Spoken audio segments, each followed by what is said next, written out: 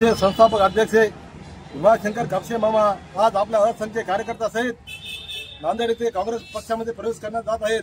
त्यांच्यासोबत नवा शहराध्यक्ष माननीय सोनूभाऊ संगेवार, माजी जिल्हा परिषद सदस्य बाजीराव पाटील भालेराव, माजी पंचायत समिती सदस्य डॉक्टर दत्ता गवळी, तसेच बाबासाहेब पाटील युवा नेते सर्व टीम जात आहेत।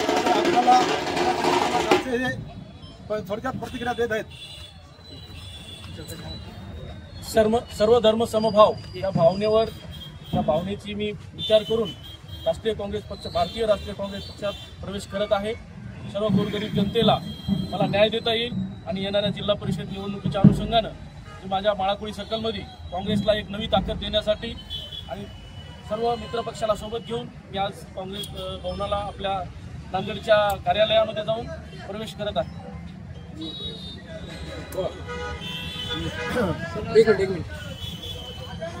आझाद ग्रुपचे संस्थापक अध्यक्ष समाजसेवक भीमाशंकर मामा कापसे हे बऱ्याच वर्षापासून लोहा तालुक्यामध्ये सर्व सामाजिक कामासाठी व इतर सर्व अडीअडचणीमध्ये व गरजू लोकांसाठी उपलब्ध होऊ लागले होते।